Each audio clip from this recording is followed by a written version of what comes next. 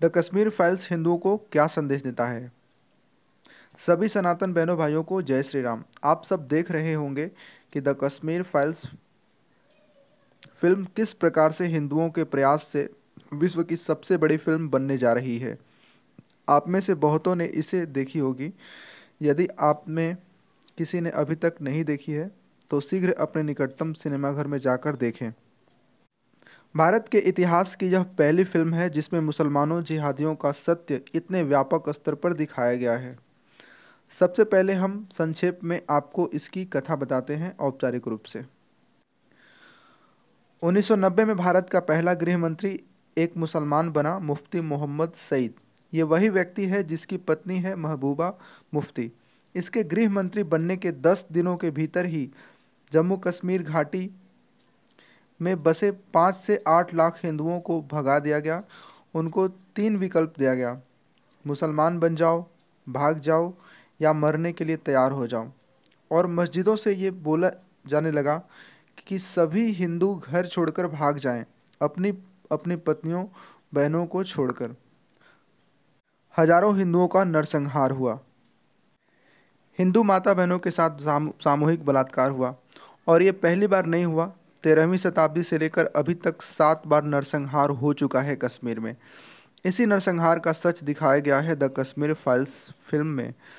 हमने आज तक किसी फिल्म का रिव्यू ऐसा नहीं देखा।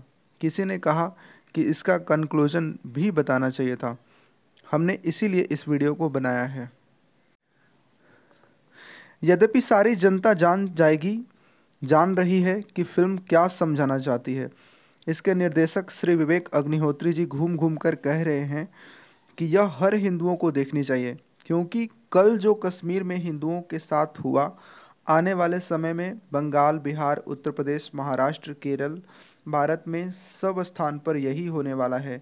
इसे हम टाल सकते हैं और यही बताने के लिए इस फिल्म को बनाई गई है। कश्मीर में नरसंहार क्यों किया मुसलमानों ने? आज से 1400 वर्ष पहले मोहम्मद नामक व्यक्ति ने इस्लाम मजहब की स्थापना की।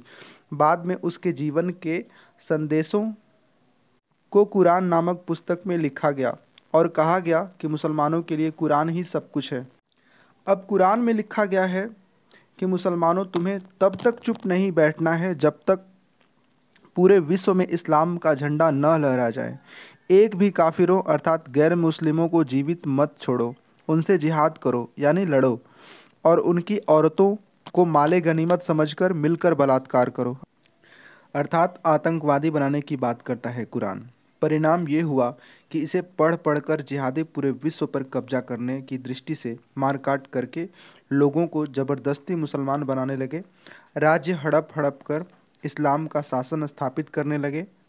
1947 में भारत के जिहादी प्रधानमंत्री नेहरू के कारण 370 लगाई गई। जम्मू कश्मीर में अलग संविधान बन गया। हिंदू अल्पसंख्यक होते गए मुसलमानों की भय से। 1990 में मौका मिलते ही 5 से 8 लाख हिंदुओं को कश्मीर से भगा दिया गया। बंगाल सहित भारत में 5000 से अधिक क्षेत्र मुस्लिम बहुल हो चुके हैं। वहाँ पुलिस जाने से डरती है। मुस्लिम भारत के कोने कोने में इस्लाम का शासन लाना चाहते हैं, जिसे गजवाए हिंद या निजामे मुस्तफ़ा कहते हैं। इसके लिए उनका पूरा तंत्र इकोसिस्टम लगा हुआ है।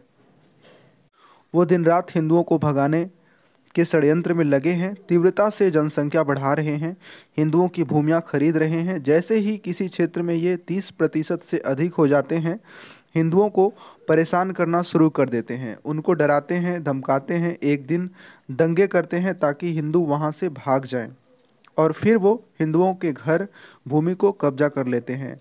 ऐसे ही वो पूरे भारत को कब्जा करना चाहते हैं। हमारे मन में ये प्रश्न आएगा कि इसका समाधान क्या है। सबसे पहले हिंदुओं को अपने सनातन धर्म, सच्चे इतिहास को जानना समझना होगा। फिर वे कुरान को पढ़ें, समझें और सारे हिंदुओं को इस्लाम के द्वारा आने वाले संकट के बारे में बताएं। इनसे आपातकाल में लड़ने के लिए अर्थात आत्मरक्षा में लड़ने के लिए तलवारबाजी, लाठीबाजी, निशानेबाजी आदि युद्ध शास्त्र सभी हिंदुओं को सीखना चाहिए। हमें इनके विचार को नष्ट करना है, अतः हम मिलकर इनका आर्थिक सामाजिक बहिष्कार करें। सबको सनातनी हिंदू अर्थात घर वापसी कराना है, केवल इन्हें ही नहीं पूरे विश्व को। और ये काम हम ज्ञान, प्रेम विचार के माध्यम से करेंगे। तलवार या बंदूक का प्रयोग केवल आत्मरक्षा के लिए चाहिए। अभी तक के लिए इतना ही। एक बार फिर आपसे अनुरोध है कि द कश्मीर फाइल्स फिल्म अवश्य देखें। वंदे मातरम। जय श्री राम।